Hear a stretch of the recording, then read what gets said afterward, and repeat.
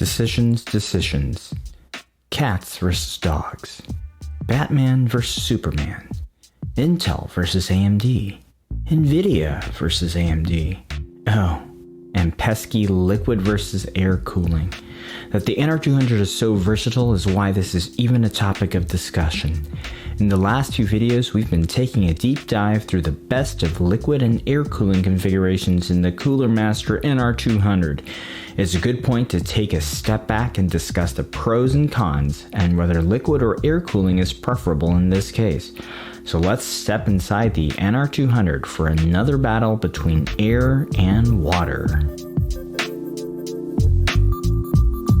Welcome back to Machines and More, and thanks for joining me today as we continue our look at the NR200. I hope you've all enjoyed the last segment on larger air coolers, and I'm glad to be back for more cooling discussion here on the NR200. The liquid versus air cooling debate is a topic of much interest, especially in the enthusiast community, and also one which many of us are passionate about one way or another. It's time for some recommendations. So in this video, I'm going to be summarizing my thoughts on that discussion specific to the NR200. Because I think when we're talking liquid versus air cooling, it helps to take a specific look within a case. So while many of the points for discussion will be applicable to other scenarios, do keep in mind that I am primarily discussing the NR200 here. When I look at the tempered glass NR200P version, that recommendation may change simply because the glass panel will limit the most significant point of airflow in this case.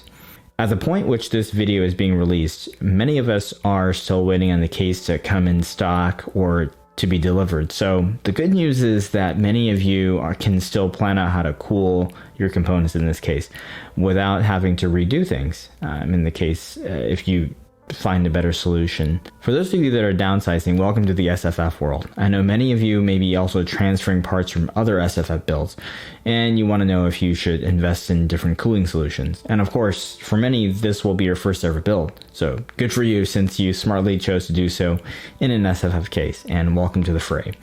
Since all of you represent different perspectives, I'll try to make this applicable to all of you, no matter where you're coming from, and I'll broadly break up this discussion into 3 use case recommendations. That first one is low to moderate TDP processors. The second one is the silence is golden or overclocking enthusiasts. And the third is the general power user. Cooler Master didn't make this decision easy. In some small cases, the specs give an easy nod towards either liquid AIO or air cooling. For example, in the Lian Li TU150, AIO rad size is capped at 120 millimeters, but it supports tall dual towers like the D15. In this case, it's really easy to say air cooling is the best option. On the flip side, in something like an NCase M1, where the air cooler clearance height is lower, allowing only a shorter tower like the Noctua U9S, a 240 AIO is going to be an easier argument. Now for the NR200, this case takes up to a 280 AIO on the red panel and officially up to a 155mm tall air cooler. However, it can really be stretched to about 158mm with the possibility of requiring the screws from the inside to secure the panel. Clearly, cooling on both fronts was of equal consideration in the design of this case, and it will serve to satisfy all users. The key is the multiple points of ventilation, so there's a lot of flexibility on what coolers will work well in this case. This just goes to showcase how well the case was designed. Before I get into summarizing the details and some additional testing results, if this is a new build, you can only answer this question definitively if you know at least roughly which CPU you intend on using, and also how you intend on using your computer. For those of you that are transferring parts over, or this is a second or 40th build, this is hopefully an easy question. You know how to use your system, and you know what you want out of it, and that ultimately will determine how you cool your components. If you're walking parts over to this case, then unless you're coming over with something incompatible like a 360 or 480 or a Noctua D15. If it worked well for you before, then it should continue to work well in this case. So right now, let's take a listen to the different sound samples I've recorded of the X52, the C14S, and the U12A. Now keep in mind these have been boosted 15 decibels in post, so it's not an accurate representation of the noise levels. However, this gives you an idea of what the sound characteristics are like, and all of these were normalized to 46.5 decibels.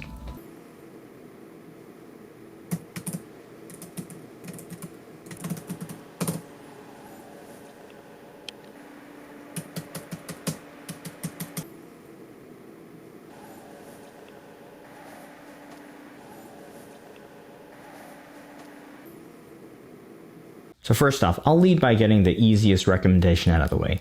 If you're looking to cool a chip that has a TDP less than 95 watts and your overclocking scenarios are light or based on auto or stock behavior, then just simply go with air cooling in the sub $60 space.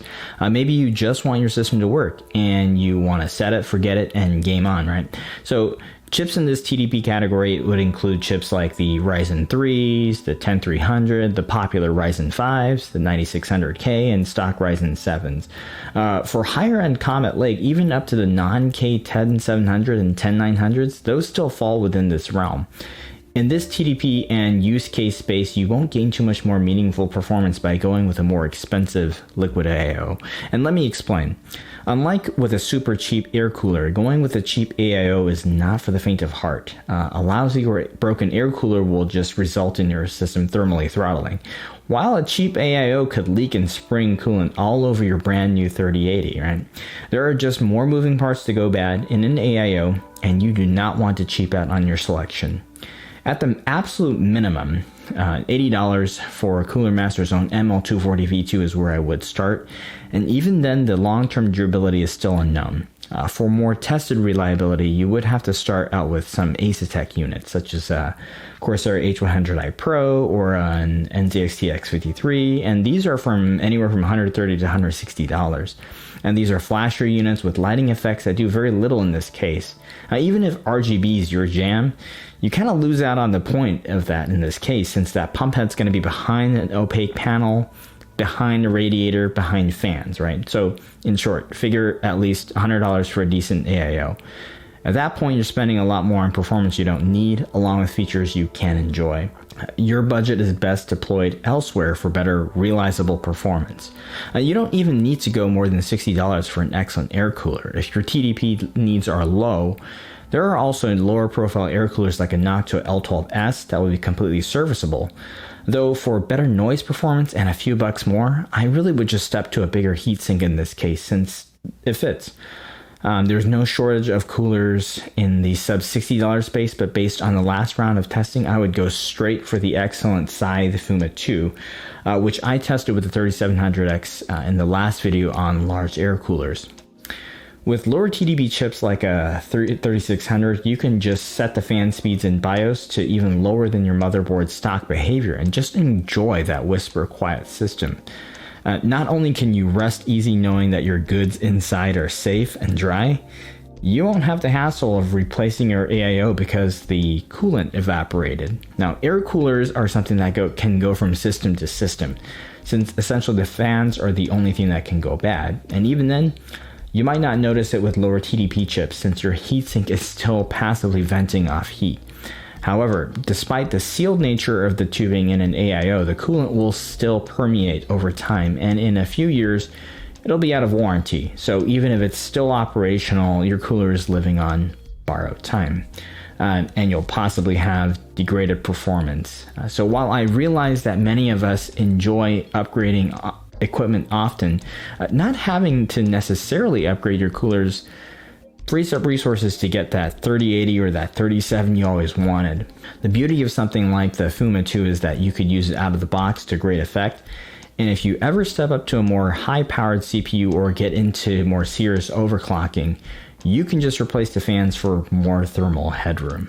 The second scenario I'll discuss is for those who absolutely want every fraction of a degree of thermal headroom. Either you are looking to get an insane all-core CPU overclock, or you're looking to use that extra thermal headroom in order to reduce fan speeds because you need a dead quiet system. Or maybe you're a 1080p gamer on a 2080 Ti that covets every single FPS.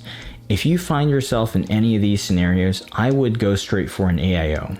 Now the funny thing is though, that for want of a few extra millimeters of cooler height tolerance, this would be a very different discussion, since 160 millimeters unlocks a whole new realm of tower coolers such as the Noctua D15S, and these can easily match or exceed the performance of a 240 AIO. To me, the biggest advantage of an AIO or a custom loop is that you can strategically place the radiator directly on an outside facing panel, effectively intaking the coolest air or making sure none of that hot air stays in the system. In the side mount configuration with the NR200, my testing showed that intaking cool air and using the bottom to top case airflow to exhaust the warm air out, that's the best for overall thermals. Now on the 3700X, the differences were relatively close between the higher end U12A and the X52, but when we test a higher TDP overclocked chip, the difference is really much more apparent. So I threw in a high TDP chip, 3900X, for this last round of testing. This one overclocks just fine up to 4.2 gigahertz on an X52, a C14S, or U12A. Now, while it's a decent 3900X, anecdotally I was only able to hit 4.3 gigahertz all cores stable successfully with the AIO, which is probably as high as an all-core OC that's reasonably possible with the 3900X. For thermal testing, I did bring that overclock down to 4.1 gigahertz in order to get an apples-to-apples comparison between CPU thermals for combined GPU testing, since with Heaven 4.0 running, it's a good bit tougher for Blender to complete successfully. Now, as you can see on a high TDP chip for similar noise levels, the AIO is still a good bit better than our two best air coolers, the modded C14S with an extra NFA12 and the stock U12A in rear intake. If you're wondering why the rear intake position is better, it's because both the AIO and C14S work best with bottom fans, and I wanted to keep things apples to apples by keeping those two bottom fans in there. Rear take is that better position if you're running two bottom fans, since the rear exhaust position is actually better off without bottom fans. So if this category is you, you know that those increments add up when it comes to hitting the highest overclocks.